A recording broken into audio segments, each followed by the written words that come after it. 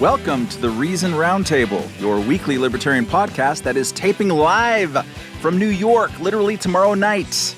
Check out reason.com/events for details. I am Matt Welch, joined by Nick Gillespie, Peter Suderman, and a triumphantly returning editrix with the most tricks, Katherine Mangu-Ward. Hi, everyone. Howdy. Hey, Matt. Happy Monday. So last week saw the largest defamation settlement involving a U.S. media company in American history. Fox News agreed to pay Dominion Voting Systems $787.5 million rather than go to a trial that would have featured witness stand testimony from the likes of Tucker Carlson, Sean Hannity, Rupert Murdoch. The cable's news giant's hosts, such as Lou Dobbs, no longer works there, had repeatedly stated in November and December of 2020 that the presidential election of Joe Biden beating Donald Trump had come under, Dobbs quote here, massive cyber attack orchestrated with the help of Dominion's Smartmatic and foreign adversaries, and that individual states had, quote, no ability to audit meaningfully the votes that are cast because the servers are somewhere else and are considered proprietary. These claims and others besides were not only false, but had been determined unequivocally as false by Fox's internal brain room. They were also believed to be cuckoo bananas as captured in various internal communications unearthed in the discovery process by senior executives in the Fox building, including Rupert Murdoch himself. Dominion, for whom the settlement amount represents more than 7 times their annual revenue, not even profit, but revenue. They reacted to the settlement by saying the truth matters and lies have consequences. Fox News, for its part, said in a statement, quote, we acknowledge the court's rulings finding certain claims about Dominion to be false. This settlement reflects Fox's continued commitment to the highest journalistic standards. We are hopeful that our decision to resolve this dispute with Dominion amicably instead of the acrimony of a divisive trial, divisive or divisive, both are fine, allows the country to move forward from these issues, end quote. Fox was not required by the settlement to issue any on-air retraction, much to the chagrin of various Fox critics in media and politics. Katherine, when Fox was still fighting this lawsuit, it did so in the language of protecting the First Amendment right to make opinionated claims about disputed news events. Does the settlement, in your eyes, affect in any way those particular rights at a time when defamation judgments and cases seem to be kind of trending northward? And politicians are also increasingly keen to, in the words of Donald Trump, of all people, loosen up the libel laws. So where does this leave us in our First Amendment thing? Yeah, first of all, thank you so much for coming to me first after I spent the entire week drinking things out of a coconut and not reading the news because I have no idea what's going on. And it's your job, bro. Fantastic to not know what's going on. Do you like pina coladas? I had some pina coladas, and they were not that good, but they were also... Is that a euphemism, as the served song to me in a pool. Okay, so while I was in the pool, the First Amendment remained intact. I was able to go on vacation, and the First Amendment was okay, is my assessment here. I think the fact that this was a settlement is probably the best case for freedom of the press, and that is because this is, as you so technically and accurately summed it up, because this is cuckoo bananas, weird things might have happened in the courts, is my concern, because there was just this voluminous and embarrassing documentary evidence about what Fox knew and when it knew it. And I don't think it would have established good precedents for anyone. So given that all of the coverage that I've read contains quotes that say things like, we don't expect this absolutely enormous settlement to hurt our business at all because we have so much cash money that it's frankly amazing. That's so I guess Fox is fine. There are no new precedents really set, perhaps a light cultural one. And yeah, so I think this is weirdly a best case scenario for humble journos such as ourselves who do not want to get strung up on defamation or libel charges. Not that we would ever deserve them. Nick, you always enjoy it when we open up the hood, when we peel back the onion on the way that power works in America. What did we learn, if anything, in this process about how Fox News, which is an undeniably powerful source in the media and especially in the conservative ecosystem, operates? Yeah. Well, first I want to say I cannot shake the suspicion that this is all an elaborate tie-in for the final season of Succession, where it's going to be kind of like, E! Channel afterwards is going to have a panel with the cast of Succession and the Fox C-suite, and people will be talking about how they work through all of these kinds of problems. But I agree with Katherine. This is a good outcome in terms of lawyering, because the real thing that is starting to come into the sights of people in politics or political people is nipping away at the protections that came out of Sullivan v. Times, and the idea that public figures have the same rights not to be defamed that private citizens do and things like that. So in a way, I think it's, and we have people like Clarence Thomas at the Supreme Court really kind of saying, we really ought to be going back and revisiting some of the limits on the free press. So I think it's good that this took place. It's also, and Jack Schaefer at Politico had a fantastic column about this. This is business as usual for Rupert Murdoch and Fox. And, 13 years ago, they paid $500 million against a coupon insert company where they had been engaging in anti-competitive practices in the rough and tumble world of newspaper coupon inserts. Murdoch does this all of the time, and I do think on a profound level, like on a business level, this is not a problem for Fox. They do have a lot of cash on hand. It throws off between $1 trillion and $2 trillion a year in revenue and things like that. What is good about this is that without forcing us into some kind of legal situation, it really shows how news networks function as proxies for particular parties.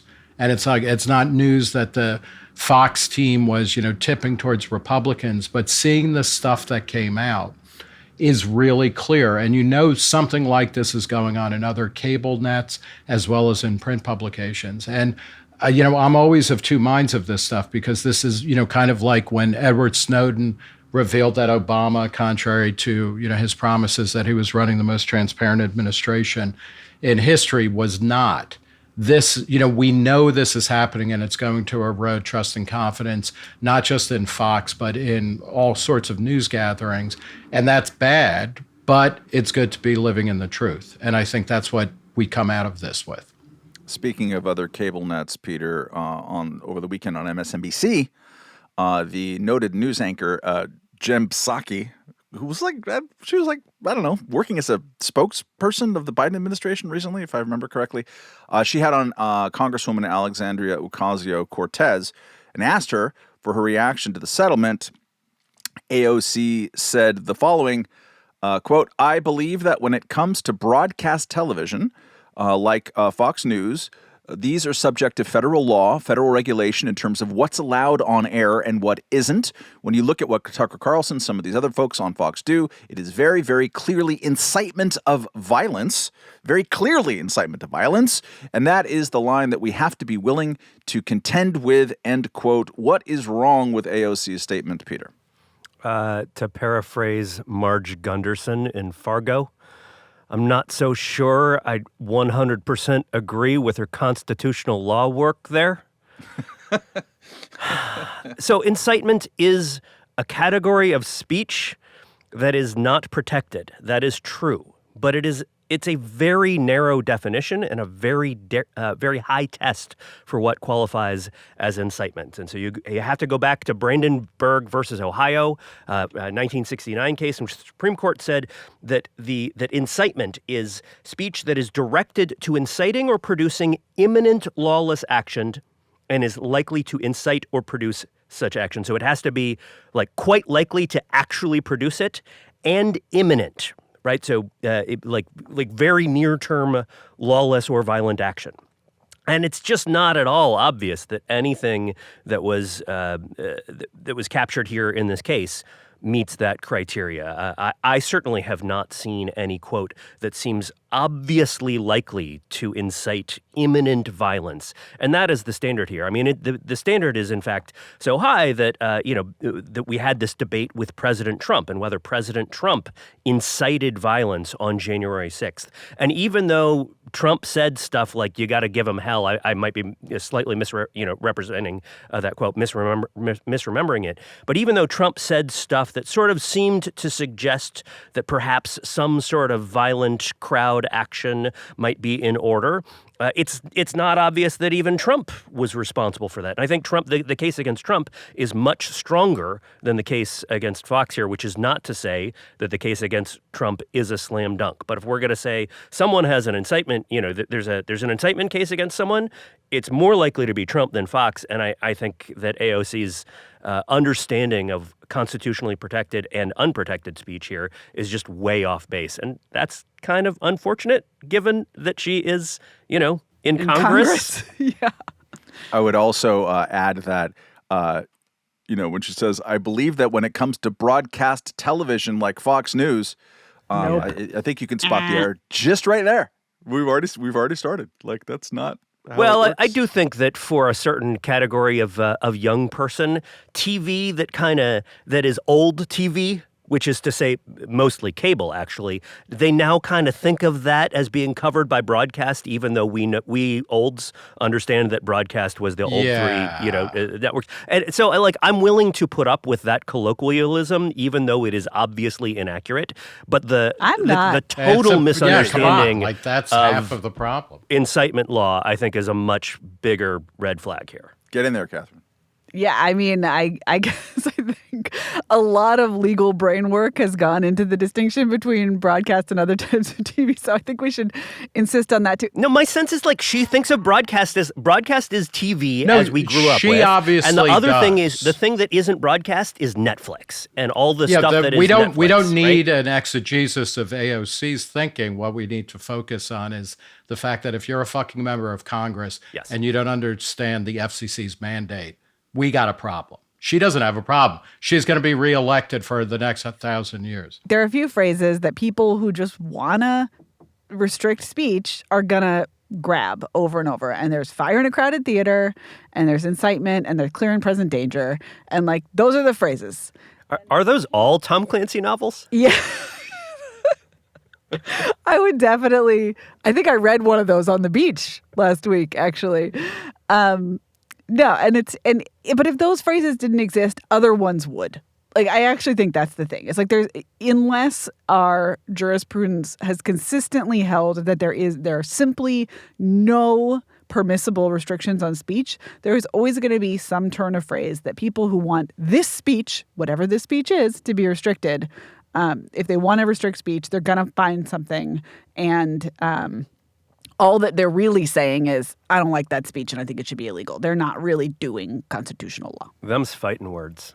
Thank you for the fourth Matt, one. would you, if we could do a one-time trade, a super trade, where we say we get absolute free speech rights, we never have to worry about this stuff ever again, but we got to give up Tucker Carlson.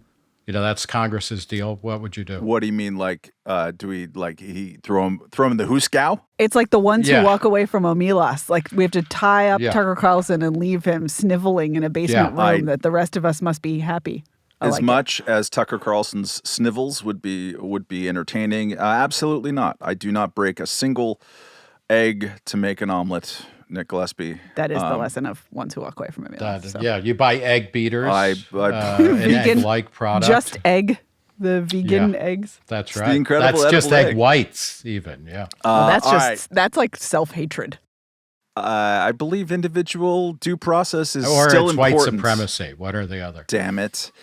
All right. Speaking of media, last week was, I think, kind of a watershed moment for stuff we've been talking about a lot here in terms of social media and digital media and whatnot. BuzzFeed News, the once colossal news arm of the viral listicle website, which was made famous by publishing the infamous Steele dossier of various BS Russian collusion charges against Donald Trump, shut down. Former BuzzFeed News EIC Ben Smith, who's now the founder of Semaphore, whatever that is out with a new book on Gawker and BuzzFeed. I'm sure Nick might reference that later and such. He's making the media rounds talking about the death of social media. Twitter head honcho Elon Musk, at long last on 420, made good on his promise to remove the blue verified user check mark on Twitter, demanding that people pay for it instead, $8 a month, just like Starbucks. And then when pretty much nobody wanted to, he started restoring them to various celebrity accounts just to make them mad, including dead people. Especially dead people. Substack, the newsletter free speech company whose platform I use commercially, has launched its social media-esque feature called Substack Notes.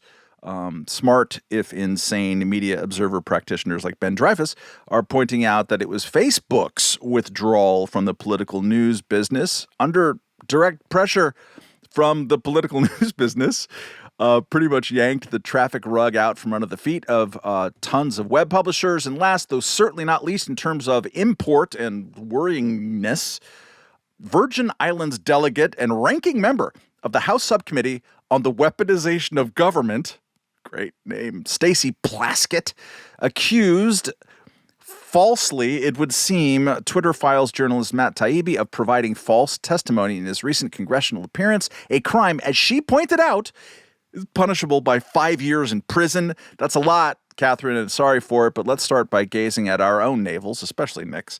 How has the tumultuous digital media landscape been affecting Reason? Why do we, nevertheless, persist through all of this stuff? And especially, why were we right, Nick Gillespie and Drew Carey, to pivot to video way back in 2007? Yeah, I mean, as always, the takeaway here is Reason is awesome and we did everything right and everyone else did everything wrong. More specifically, listen, we also altered our business model to push the dopamine pedal of social media traffic as much as we could. We were also little rats seeking our cocaine, but we had in vending machines, because that's the American way. We had some limits on that, and that is because we are also a mission-driven nonprofit, and that I think saved us. That and the good sense of my predecessors, two of whom are lurking here on this very podcast, and also our publisher, Mike Gillespie, to do video, but do it in a way that was substantive and interesting and intellectual and not just clickety-clickety. We could have at some point just done slideshows of like cats in wet T-shirts or whatever it was that was getting the clicks at the time. And we didn't do that because we could not look ourselves in the eye and say that this somehow promoted free minds and free markets. I remember Lobster Girl. As we might have wanted to. We do not speak of Lobster Girl, but this is in many ways, this is also the same conversation as the thick versus thin libertarianism conversation, which I know you love, Matt. The question of kind of having a separate and external set of values above and beyond just what the rules say we can do, and whether that makes for a better outcome. So we have a bunch of stuff that we want to accomplish, change we want to see in the world, and we also want people to see our stuff. And those two goals seem to actually work better than just having one or just having the other, which gets you either the kind of think tank op-ed that nobody reads, not Reason's think tank, of course, everyone reads those, or it gets you shuttered BuzzFeed News. Peter, you flagged in Slack a memo thingy from Substack co-founder Hamish McKenzie. What did you find interesting about it and or them and the debates under discussion? So I think you're right to flag last week as, if not necessarily a pivotal week in the evolution of online speech, but like an importantly representative one that told us a lot about where the internet has been and where it is going, and about how people are thinking about and talking about the internet. And so much of the consternation, I think, has been about elite anxiety about the proliferation of speech and the ability of ordinary people to speak to large groups, sometimes extraordinarily large groups, and to do so without any of the old intermediaries. And so that was all, the concern about Facebook and the death of democracy that you mentioned, right? Like, all BuzzFeed like shaming Facebook into changing their news feed so that news organizations were no longer able to exploit Facebook's newsfeed, which is funny because BuzzFeed's whole business model was let's exploit Facebook's newsfeed, right? That is the current obsession with Twitter and Elon Musk and all the hearings and all of that stuff. That is a lot, maybe not all, but a lot of the concern about TikTok, teen mental health, what kids are saying, talking to each other on forums that we can't control or don't know about, on Discord, on whatever, right? And now, of course, that has moved over to Substack because Substack is the next big thing. So when Substack launched, one of the founders, Chris Best, gave an interview in which he refused to speculate on exactly what they would do in terms of moderation policies when presented with some hypothetical posts. He basically said, look, I'm not going to do hypotheticals here in this interview. We'll set policies and and that's what we're going to do. And I think in many ways it seemed pretty reasonable. At the same time, lots of people were very upset by this. And so what one of the other founders, Hamish McKenzie, posted last week was, look, maybe that interview didn't come off as well as we wanted. I don't think it expressed our clear goals, but here is what we're doing. We're building a different kind of network, one that is not about just harvesting your eyeballs and your time in order to sell to advertisers and then to algorithmically maximize the amount of time you spend doom scrolling through our stuff. Instead, what we want to do is we want to give individual creators who have a relationship with their readers and with their listeners and with their audience, we want to make it so that they have control. And this seems to me to be the right way to do it. And I think the most powerful part of Hamish's argument was that, guess what? These companies that are worth billions and billions of dollars and have thousands and thousands of employees devoted to moderation, they've been trying this for a decade now. And it's not as if people have gotten any happier with the state of speech online. It's not as if suddenly they've solved this problem, because that problem is not solvable by an army of moderators and lawyers and terms of use agreement, whatever things, right? All those things that you click through where you're like, I'm not going to say that, but nobody actually reads it. That stuff doesn't solve the problem or the perception of the problem with speech online. Instead, what you have to do is work it out amongst yourselves. And Substack is trying to create incentives for people to do that well and to do that in a way that is productive both for readers and for writers, for listeners, for podcasts, right? For creators and for their followers. And, I, like you, Matt, I have a relationship with Substack. I write a cocktail newsletter every week.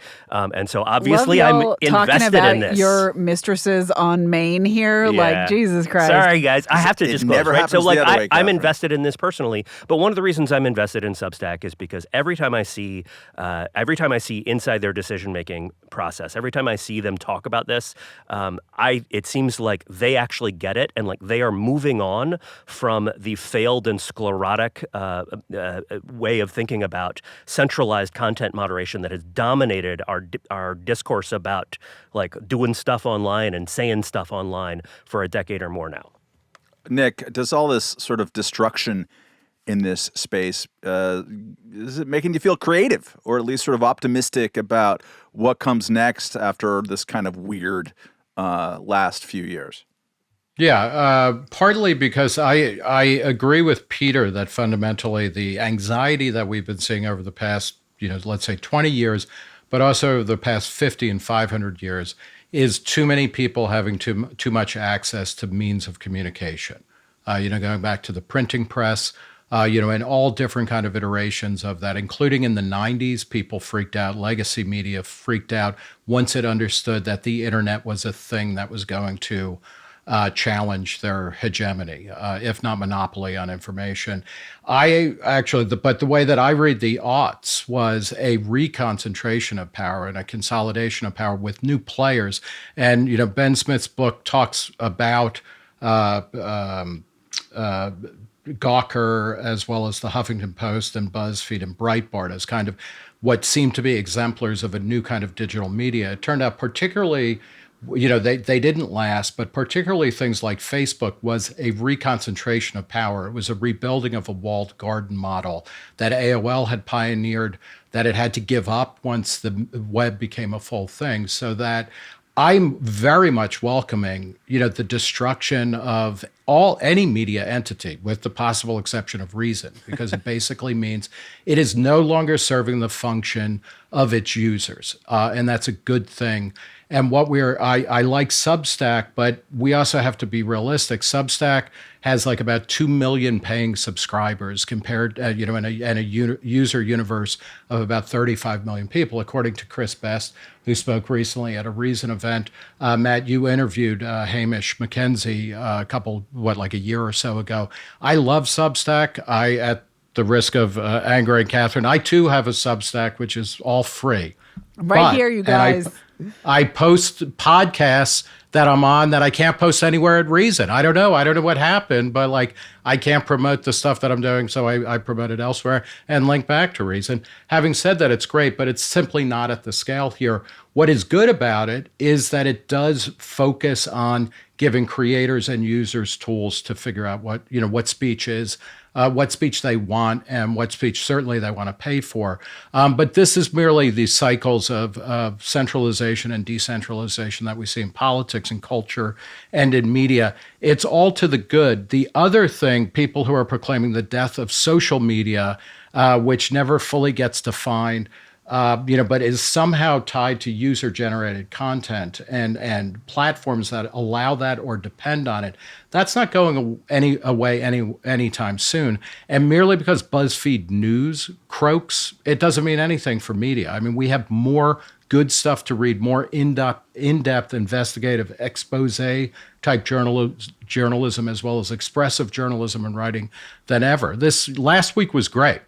The only thing you can say about it, it's not as good as the same week in a month or in a year or something like that. Things are going fucking great when it comes to expression. Nick, just with the breeze of the gale of creative destruction in his hair, gazing into the distance. It's beautiful. I am actually having a bad hair day, so it's not possible. I appreciate that, Kath. We know that. No, but the other thing is when you look to go back to Jack Schaefer, who I feel like if I have a mistress, it's probably him. In terms of in 2017, Jack Schaefer and a guy named Tucker Doherty, which frankly sounds made up. Does not sound real. But for Politico, they did a long story or a study of the media bubble. And among the other things they found in 2006, there were 365,000 newspaper jobs. By 2017, that had been cut, I guess, in half to 174,000.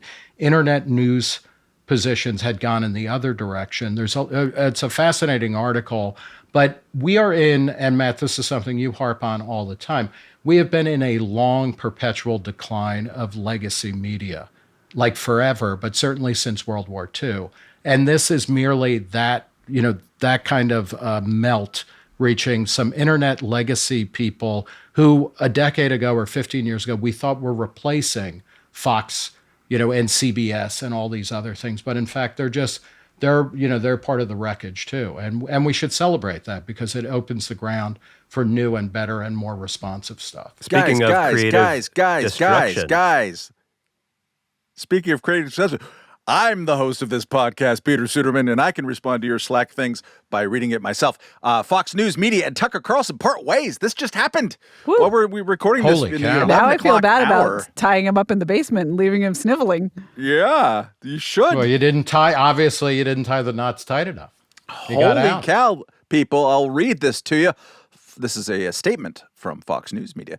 Fox News Media and Tucker Carlson have agreed to part ways. We thank him for his service to the network as a host, and prior to that as a contributor. Mr. Carlson's last program was Friday, April 21st. Fox News Tonight will air live at 8 p.m. starting this evening as an interim show helmed by rotating Fox News personalities until a new host is found. Holy cow, we know nothing about this. Kind of want to speculate about it crazily. Katherine, say something about Tucker Carlson leaving and sniveling in the basement. You're the editor of Reason. What is your first reaction upon this? Speculate. I will Let's hear it. never take a vacation again. Okay, so I mean, there is a case to be made that Tucker Carlson cost Fox, $700 million this week. So maybe that's kind of a thing that happened. It's a stretch. No, he didn't. But he was. Yeah, he was trying to tell the truth. I know, but he was part of the kind of very, very clear demonstration that there was one internal conversation and there was something else being put on the air, right? And so in that sense, his high profile and his blunt speech in those texts and communications that got released, it's understandable that he would draw some fire.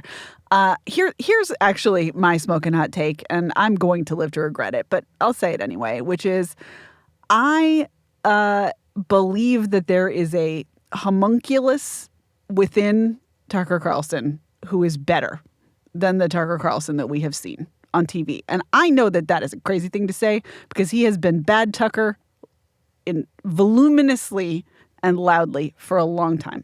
But his early career, he was insightful. He was a beautiful writer. He had a buoyant sense of humor. He wrote funny stuff about squirrels in his attic for the Weekly Standard. I swear to God, somewhere in there is a man, a brilliant man who knows better than the character that he is playing on TV. I'm not confident that that guy will get let out now, but there's a greater chance now than there has been in a long time. Come on back, Tucker. You can do it. Angels of your better Tucker. Let's see it. I will say, to reiterate what Katherine wrote back on to it, that yes, Tucker has written some great stuff in the past. I've enjoyed his company in the past, as has Nick, I would say. He's been in the. Yes. We had a pretty good Reason TV interview in the early days of Reason TV, or well, it was even like the little show, wasn't it? There was from the DC office, we had a little little fakey talk show. I remember that. Talk show. That was fun. That wasn't fake. That was too real. They had to get rid of it. Too real. They had to get rid of it. It's like touching the sun. Too hot for broadcast TV, as Alexandria Ocasio-Cortez would say. Tucker convinced me, and I shouldn't even mention the second one of these things based on the conversation. But anyways, Tucker's reporting talked me out of voting for George W. Bush back in 2000. His piece for George Magazine. Speaking of... Was it George or Talk Magazine? One of those. I want to say it's George just because both or whatever. He did George Magazine was funnier, so let's go with that. He had a portrait of George W. Bush that include showing him mocking Carla Faye Tucker, who he executed. That was Talk. That was Talk. That okay. was Talk Thank Magazine. You for the... Yeah, and it was brilliant. Along with, he also got Marilyn Manson to acknowledge that he had voted for George W. Bush. But also... He wrote the two articles that were memorable in Talk's long, pathetic run. That is not wrong. However, I think Tucker's performance on television has not been very journalistic. Sometimes it gets him into journalistic places, including in November of 2020 when he said on air about the allegations from the Trump legal team that there's just kind of... they would refuse or they failed to give any evidence to support that claim. At the same time, Tucker has been saying, and including in an interview with Donald Trump recently, kind of repeatedly, like the 2020 is the most irregular kind of election, and he's been feeding that fire. I'm very, very curious as to the precipitating events here, whether it is an indication of which side being disgruntled at the other because of the Dominion case, and or maybe Tucker Carlson has ambitions that are different than those that you normally associate with a sitting hosting cable news person. It's fascinating. Well, recall he started the Daily Caller, which turned into a fairly interesting website. For a moment. And he launched it, Matt, I think you'll remember and appreciate this perhaps more than the non-sports people on the podcast, but he launched that partly, remember, he gained ownership of KeithOlbermann.com because Keith Olbermann had let it lapse. And they were having a public feud on social media and whatnot. And he was like, Keith, if you're so upset, you could reach me at my new email, which is KeithOlbermann@KeithOlbermann.com. Beautiful. I mean, there was a the moment, Daily Caller right? was when Tucker's two enemies were Keith Olbermann and Jon Stewart. And what worthier opponents can you imagine? Well, also, though, he announced with great fanfare the Daily Caller at the Conservative Political Action Conference about 13 years ago, and in a speech in which he was booed because he said the right needs to create its own New York Timeses. And they're like, New York Times, are you kidding? By which he meant we need high quality institutions of journalism that really care about facts. Is that what the Daily Caller became? Nah. I think the Daily Caller became much more like Breitbart.com than anything else. And part of the story of Tucker is him, I think, and this is also revealed, I think, in some of the discovery of the Dominion case, that he made a calculated move to kind of appease the audience. He's been captured somewhat, in addition to having, I think, a pretty legitimate journey ideologically, let's say. But I think part of that question is captured. Yeah. Just very quickly about the Fox stuff. I think what has come out, at least in the public discussion of stuff, is that there were a number of legitimate news people, including Tucker at Fox, who were like, we are lying about this stuff. And they made the mistake of saying that in inter-office, emails and Slack messages and things like that. To their discredit, none of them, with the possible exception of Chris Steyerwalt, actually refused to go along publicly with things like that. But the rot at Fox when it comes to the Dominion case came from the real high up people. And that is, going back to our original discussion of it, that understanding of ideologically motivated ownership of news networks and things like that, that's far more important and interesting to focus on than particular hosts and things like that. I'm sure there's a million reasons why Tucker and Fox have parted ways, and some of them reflect poorly on each of them. But, the fact of the matter is Fox has had a big problem for many years, and it started with Roger Ailes, and it went beyond his Me Too problems, which in and of themselves were enough to, relaunch, force a relaunching of the entire network. But the way that they talk about certain things in certain provinces is a problem. Peter, do you have any reacts to the great Tucker Carlson schism? I just think that one of the big revelations from the lawsuit is that the people inside Fox feel like they are not in control of their audience and have to follow their audience in a Trumpy, MAGA-y direction. And that's been speculated on before the lawsuit, but this proves it. I mean, it's very clear that the folks inside Fox have felt as if they don't have a choice for competitive business reasons, that they will lose viewers to places like OAN unless they promote something like the Trump line. And so there has often that complicates a lot of the criticism of Fox itself. That doesn't make Fox good, to be clear. That doesn't mean, that's honorable on their part.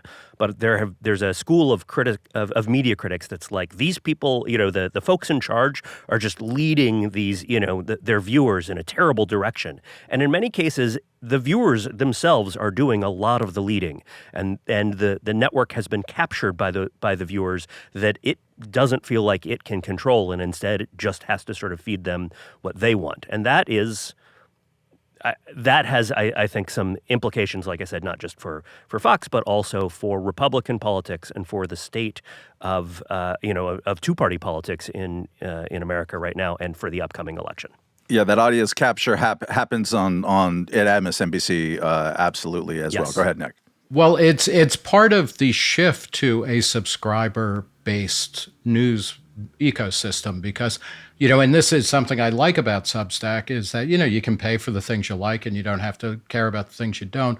But the New York Times, as it shifted from advertising, and this is part of Ben Smith's book Traffic, as it shifted out of advertising to subscription revenue, it has to give the audience what it wants in a different way, than when you are relying on advertising dollars and you're delivering an audience to advertisers. When you are delivering content to people who pay for it, which is what cable is ultimately, it changes kind of the relationship between audience and producer in a way that is, potentially great and liberating and also really bad for this kind of large question of audience capture.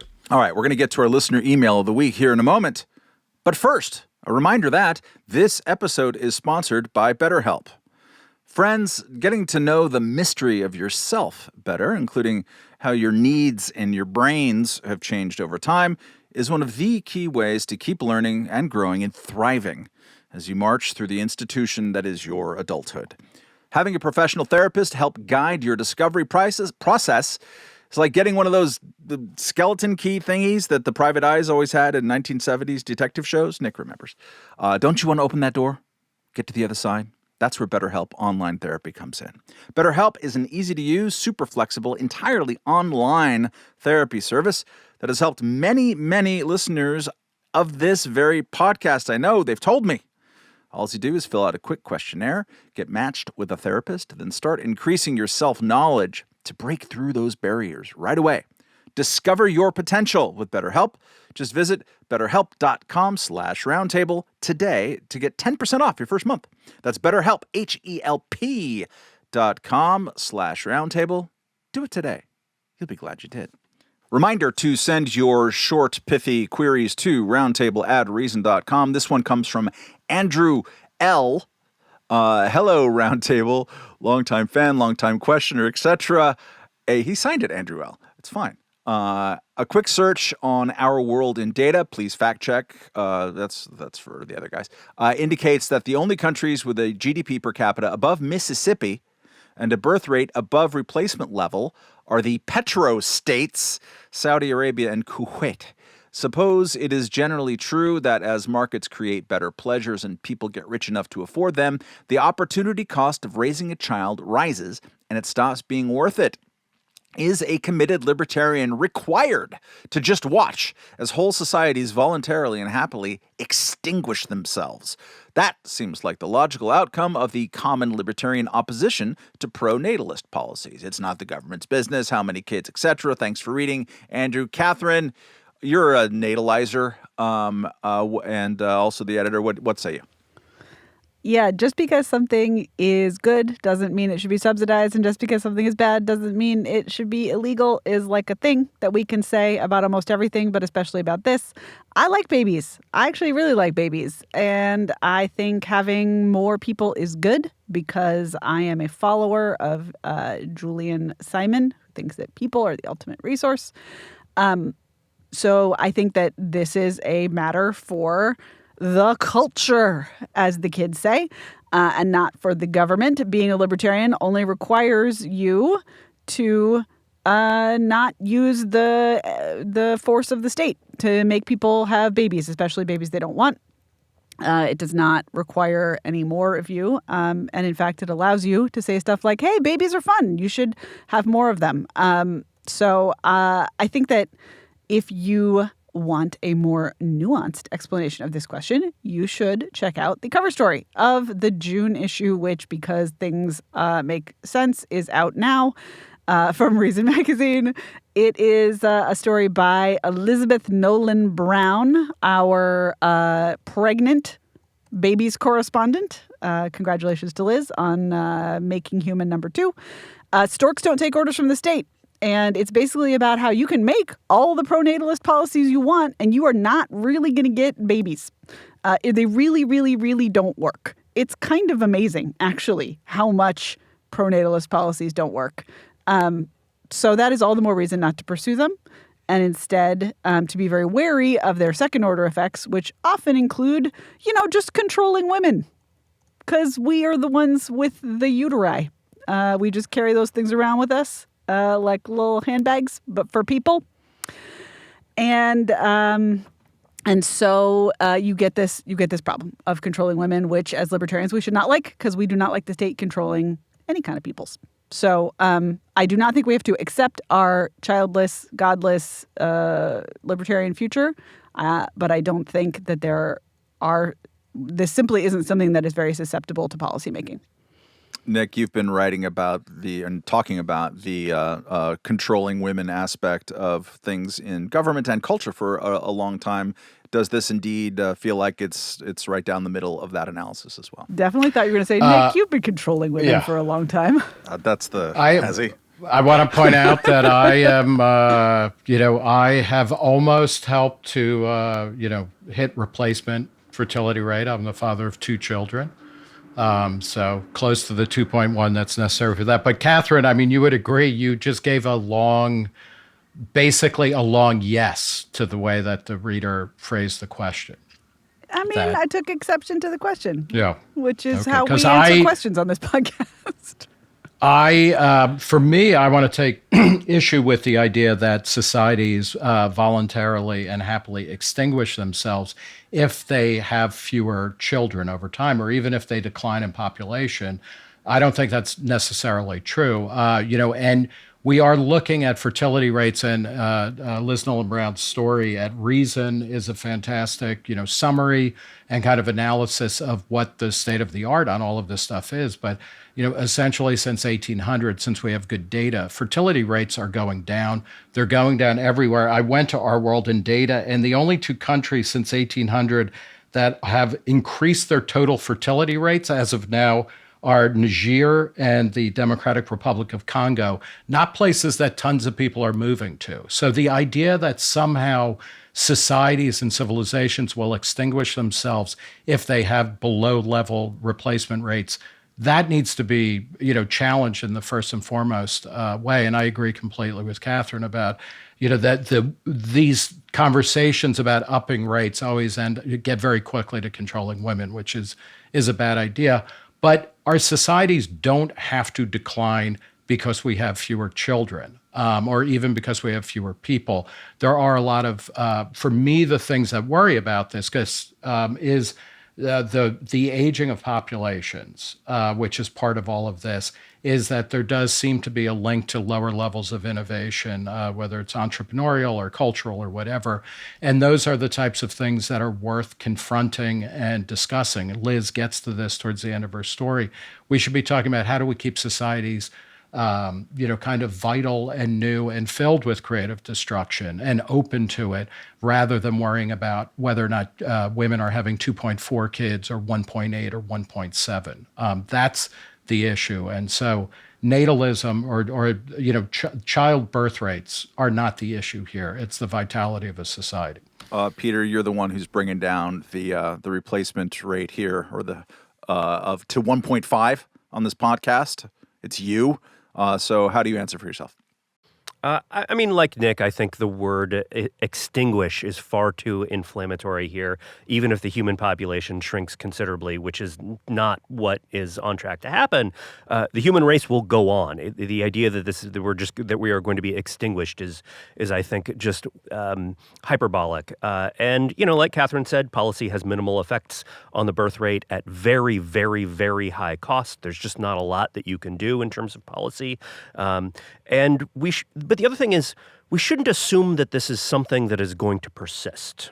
One of the things that Elizabeth Nolan Brown's story shows is that at times, even over the past 100 years, trajectories have changed, often for reasons we don't entirely understand. And so we should, we should expect that technology and culture and shifts in economic arrangements, these things can and will change the way that people form families and have kids and sort of plan their lives. And we should understand, yes, that this is the trajectory we are on now, and this is where the trend lines point, and plan to the extent we can. There are going to be effects, particularly on entitlements and on social spending, that sort of thing. But this is not something where I think you can look at the trend line and think, oh, we're doomed if we don't do something. And then, the corollary to that is just forget the research on policy not having a big effect. What is it that you want to do? And you have to actually ask that question of people who say, well, are you saying we should just do nothing? I'm saying, no, you have to tell me specifically what thing you are proposing. Are you just proposing paying people because that's very expensive and it doesn't work very well? Or are you proposing something more controlling of people and their bodies? And in particular, what are you proposing to do for people who either don't want kids or don't want to have more kids? And this is one of the things that Brown's story shows, is that, in fact, a lot of the decline in population is not about people choosing to not have kids. It's about people choosing to have fewer children than they might have had in previous generations. And so it's not the non-kid havers who are the problem. It's the one-kid havers and the two-kid havers. I like say, it that you just like Uno reversed us. I should say, to the extent that we blame think him. of this as a problem, which again I think it's the word that comes up here because that's the framing of the question, but I don't think that this is necessarily a problem. And again, what would you do? What do you think is a reasonable response to this? Because the stuff that's merely expensive doesn't work, and then after that you get into policies that are really quite prescriptive about the choices that people are going to make and the lives they're going to live. It's all about zoning. You know that. Come on. Zoning theory of everything. Let's go to a lightning round. So it's such a lightning round that it's only going to Katherine in honor of her returning to her ancestral like Zeus podcast. You were going to strike her with a question from Mount Olympus. Now, come on. Last week in Texas, to the delight of Elon Musk haters everywhere, a SpaceX rocket experienced rapid, unscheduled disassembly. Katherine, what does it mean? Why did you blow up the rocket? The rocket blew up. I actually think it's fascinating that Elon Musk has trained the media to understand that an exploding rocket is okay. Like, that is weirdly impressive, right? Because all of us in the media, God help us, came of age during one of the big NASA rocket explosions, one of the big space shuttle disasters, and understood that to be a tragedy, a national tragedy, a flag half-mast nightmare.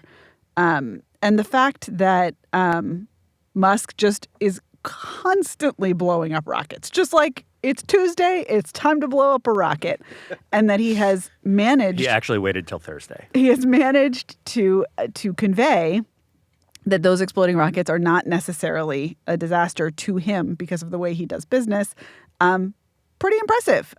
One thing that I think people might not fully understand is that the thing that blew up this week was, they call it the minimum viable product. So it was like a bare bones thing. There were no seats. There was no cargo. There was no satellite in there. There was no nothing. They were just trying to see how far they could get in the launch sequence. And they got, by their lights, pretty far. So anyway, apparently it was a good explosion. I still, as a child of, Challenger, et cetera, don't like to see rockets explode, but Elon has trained me not to panic. Awesome. All right, let's go to our end of podcast, what we have been consuming in the cultural arena. Nick Gillespie, you go first. All right, I'm going. Matt, can you whistle for me while I figure out what I was going to do? No. I watched Physical 100, the new Korean reality show. South Korean, I guess. I don't really have to specify that it's South Korea. But it's 100 contestants, including Matt Welch, former Major League Baseball pitcher Dustin Nippert. Wow. Who are going through various quests or challenges to find like the ultimate human body. And it is one of these great shows. I mean, this is what is great about the age of binging. My girlfriend and I learned about this, I think, on Friday night, and then we watched the entire thing by Saturday night, or maybe last night. And it is an insane, great game show. And, Koreans and Japanese people just have, those audiences have much more creative and insane game shows than we do. But it's a bunch of people, struggling against each other in all kinds of fitness challenges. And then it comes down to a final one. Incredibly anxiety-inducing and also great to get you out in the gym. But it also is like a fantastic kind of series of questions about what kinds of body types are good, but more importantly, what kinds of physical and mental attributes work in modern society. I really recommend it, even as I think it is probably a deeply somehow kind of like eugenics type show, but Physical 100 on Netflix. Highly recommend it. Highly recommend the Eugenics Show. Peter, what did you consume? I watched the third season of The Mandalorian, the great Star Wars show run by Jon Favreau and Dave Filoni on Disney+. It's so delightful to see Star Wars finally evolve away from its roots as a kind of a family saga about, Luke Skywalker and his dad and like their, parental issues. The third season of The Mandalorian has just been about building out the crazy lore of this universe that has often been hinted at, but outside of the expanded universe novels from the late 80s and in the 90s that have been kind of sort of wiped from the canon, except that they're recycling a bunch of those elements. Outside of that, the Star Wars on screen has mostly been a fairly narrow story about Luke Skywalker, Darth Vader, Obi-Wan Kenobi, Death Stars, right? Just like elements that you have seen over and over and over again. And The Mandalorian, thanks to Favreau and Filoni, Filoni has been building out a lot of this stuff in the animated series that he's been overseeing for the past 15 years or so. But those guys have just decided that they are going to take Star Wars into the next era, whatever that is. And in some ways, I just want to connect this back to our discussion about the internet and like the ways in which last week sort of told us that the internet of the last decade is maybe not over, but is about to go through a big, like a seismic shift, a real evolution. And we are going to see what comes next in the culture. And that is happening also in Star Wars and in those stories that have been, in some sense, static and repeating themselves over and over for the last 40-something years. And we're finally getting a hint of, okay, we're going to go somewhere else. And it's pretty exciting. Katherine? I did a lot of vacation reading, including reading finally every single word that Emily St. John Mandel Oh, yes. wrote. But what I want to recommend is the journal Asterisk, which is the fancy-pantsy, beautifully designed journal of the effective altruism movement. I think there's a lot of meta commentary to be done on the expensive, gorgeous, quarterly, but maybe not quite coming out quarterly, or maybe biannual journal of a movement that is supposed to be trying to figure out how to do, among other things, the most efficient possible charity, because I'm pretty sure that Asterisk ain't it. However, it's a pretty interesting read. There are only two editions. There's 2 volumes so far, and the second one, which is just out, is about food, because that is a weird obsession with effective altruists. How do we think about bringing billions of chickens into existence only to consume them on the kind of net utils of the planet is a question that people like to sit around and talk about. Isn't the solution to only eat shrimp? The solution, I think, this is the thing, right? Is you get all these people who are like, actually, an all octopus diet is paradoxically the best one because the octopuses are so smart and you absorb their energy or something. I don't know. That's not right. Anyway. Shrimp are delicious. There's a bunch of Love a po' boy. Very good articles in here. But the one that I will recommend in particular is there's one about curing, basically saving millions of lives with salt, sugar, water, and zinc. Basically, any disease that kills you with dehydration could be cured very, very easily, and we should be doing more of that. But also some fun little stuff like, whether or not what we're going to eat after the nuclear winter falls. Like, what can we eat if we don't have sunlight? Just just weird and interesting, the obsessions of a movement that has been through it this year. But I recommend Asterisk with some reservations, as is perhaps appropriate for the name. An asterisk. I thought that what we eat after the nuclear holocaust is our Ron Paul sponsored freeze-dried ice cream, Nick. It's good for 1,000 years, man. That's right. So there I was on Saturday at the previously recommended by me Cloisters in New York. Crazy place. Won't reiterate it again, but I was showing the French in-laws the Cloisters since there was so much, Wow, you really ran out of things to do pretty quickly. Religious shrines thieved from their part of France. I wanted to show them.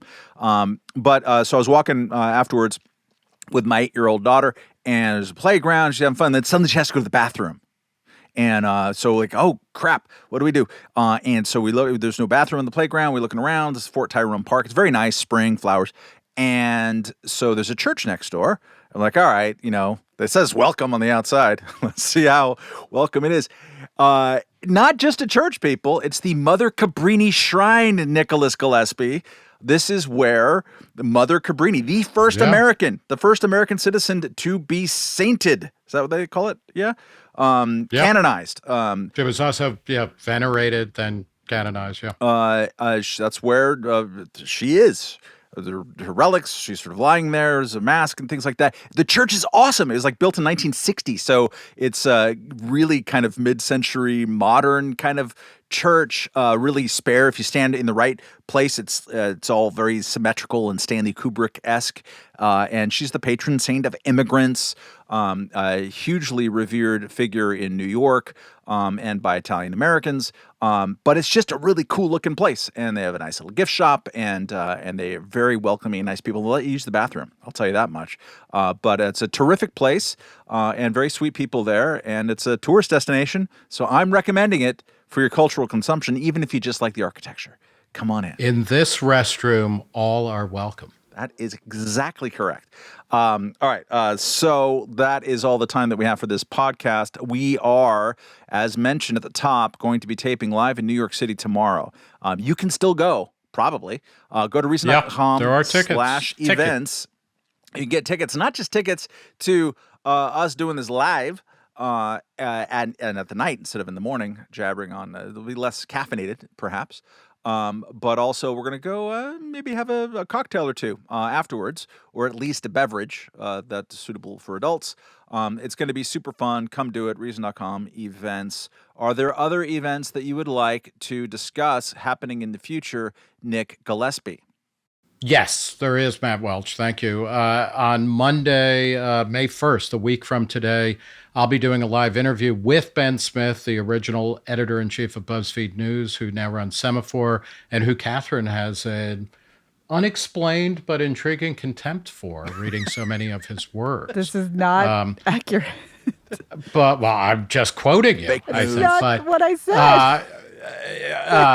But he has a fantastic book out called Traffic, which technically I think publishes next Monday.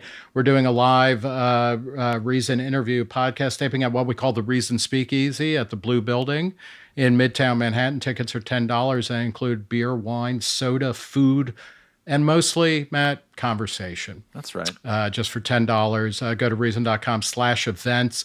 Also, go to reason.com/newsletters and look at, check off the box for the NYC events newsletter, and you'll get advance notice of everything we're doing in the Big Apple, which I think will determine this for good, is the best city in America, certainly better than D.C., would you say, Matt? Well, wow. I I'm not going to be premature in my pronouncements, Nick Gillespie. Save it for the big stage. Also go to reason.com/podcast to see stuff about the Reason interview with Nick Gillespie and the Soho Forum debate series by Dr. Gene Epstein. And then Master Gene Epstein. Yeah, please. listen. That's there's the difference between a master's and a PhD, Matt. I couldn't even explain it to you because you don't have a PhD or a master's or a degree. And go to reason.com/donate if you want to encourage this type of behavior. I don't know if that is the greatest idea. Yes, it is. It is the greatest idea. It's why we thrive. It's why we are not shuddering unlike Ben Smith's various former places of employ. Okay, goodbye. We'll see you tomorrow night.